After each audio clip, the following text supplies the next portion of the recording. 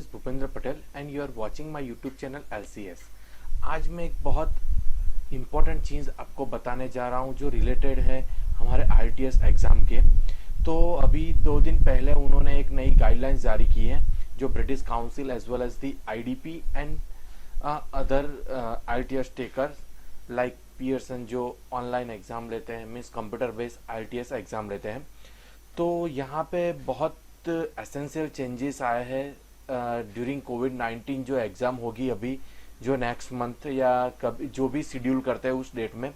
तो उन्होंने कुछ notification as well as the कुछ गाइडलाइंस दी है। So you have to strictly follow during the examination, right. तो वो जो चेंजेस है अराउंड 10 to 12 चेंजेस है, तो मैं इस वीडियो के थ्रू आपको बताना चाहूँगा। लेकिन जो चेंजेस है उसको बताने से पहले मैं आपको रिक्वेस्ट करता हूं कि अभी तक आपने मेरा चैनल सब्सक्राइब नहीं किया हो तो प्लीज़ सब्सक्राइब बटन पर क्लिक कर दीजिएगा और बेल आइकन पर क्लिक कर दीजिएगा, क्योंकि मैं जब भी कोई नया अपडेट आता है तो मैं आपके साथ शेयर करूंगा। तो आई थिंक आपको पता भी चल जाएगी कौन सी चेंजेस आए हैं। So it would be helpful to you whenever you will appear in the IELTS exam during कोविड-19। जैसे कि बच्चे बहुत परेशान हैं फ्रॉम 21 मार्च से आज तक, क्योंकि डे टू डे जो भी लॉकडाउन इंक्रीज हो रहे हैं, क्योंकि सम जो सिचुएशन है कोविड-19 की in India day to day is horrible. So I think IELTS exam वालों ने ये सिचुएशन ध्यान में लेके ये गाइडलाइंस जारी की है कि अब जब भी IELTS एग्ज़ाम होगी तो every candidate has to follow these guidelines or some notification. So I think it would be really helpful to you whenever you will appear in the IELTS exam. So let's start the our today's session कि उसकी guidelines क्या है, right? तो हम उसको one by one देखेंगे कि exactly उनकी guidelines क्या है। अब हम बात करेंगे जो प्रिकॉशन लेने चाहिए ड्यूरिंग दी IELTS एग्ज़ाम वो क्या है। तो health and safety measure at test venue for the test taker. So जब भी टेस्ट होगा उसके दिन आपको क्या क्या प्रिकॉशन रखने हैं, मीन्स क्या सेफ्टी रखनी है। तो चलो देखते हैं उसको वन बाय वन की एग्जैक्टली क्या है।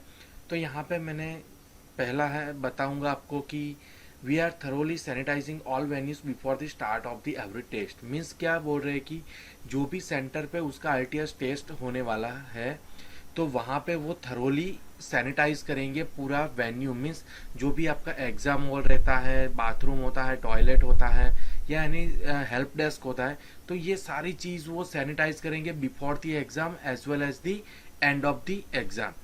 और जो दूसरी चीज़ बताना चाहूँगा मैं आपको कि वो है हैंड सैनिटाइज़र।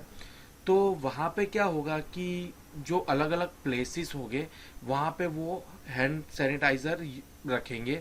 मीन्स सपोज आप बाहर से आते हो, वेन्यू में एंटर होते हो, so you have to sanitise your hand.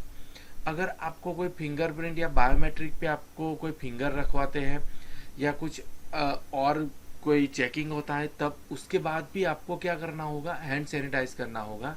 As well as दी जब भी आप बाथरूम में जाते हो या कोई पेपर पे साइन करते हो या पेन यूज़ करते हो, तो जब भी कोई चीज़ आप अलग से दूसरी यूज़ करते हो, so you have to sanitise your hand frequently during the exam, right.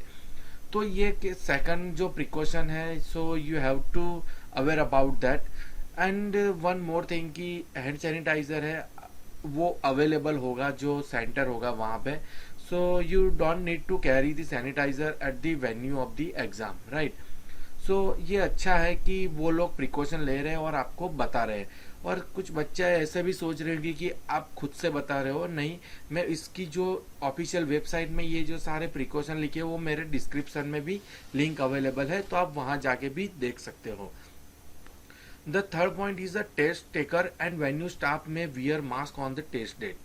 तो क्या होता है कि जो वेन्यू के स्टाफ मेंबर होंगे एज वेल एज दी जो कैंडिडेट होंगे उन सबको मास्क पहनना जरूरी होगा during the exam from the beginning of exam to end of the exam.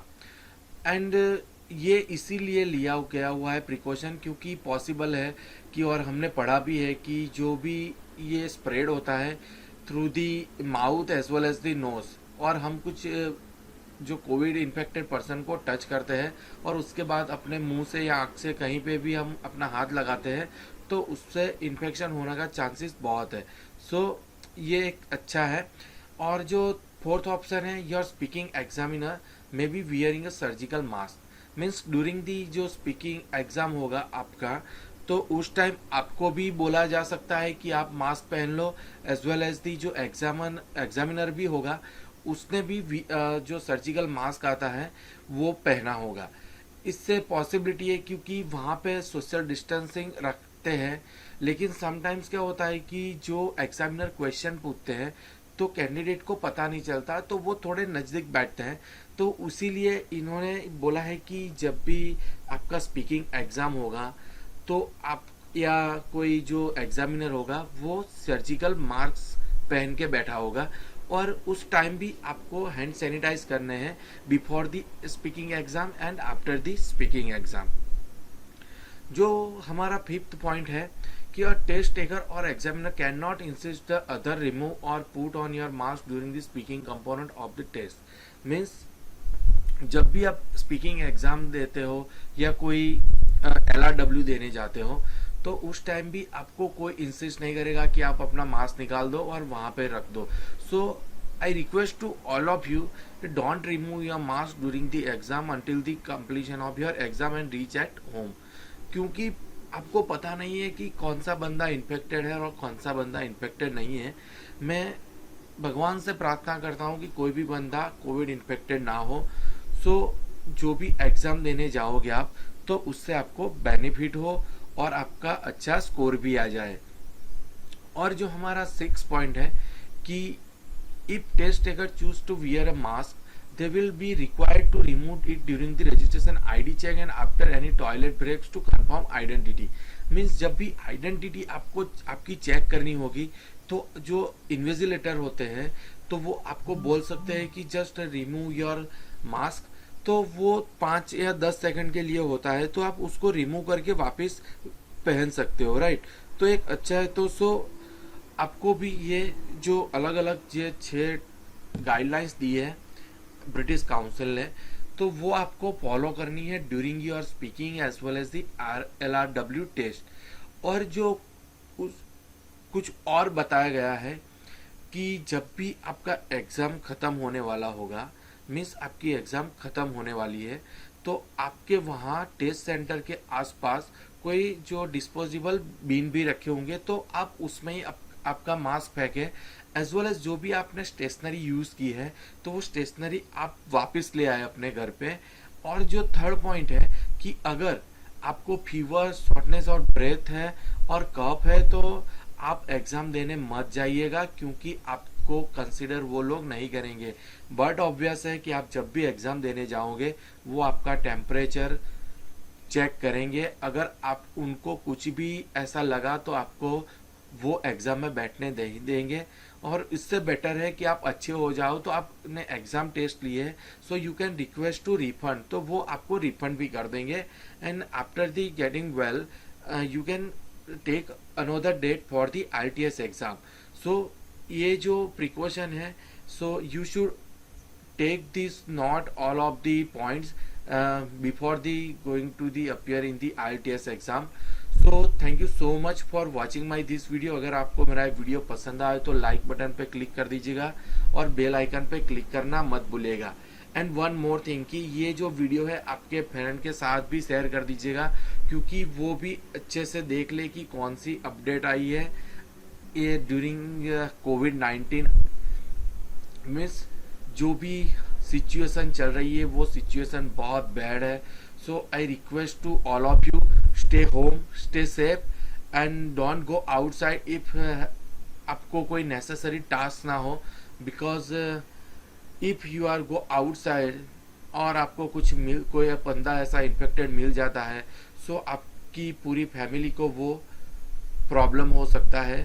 So I request to all of you, please stay home, stay safe. Thank you so much।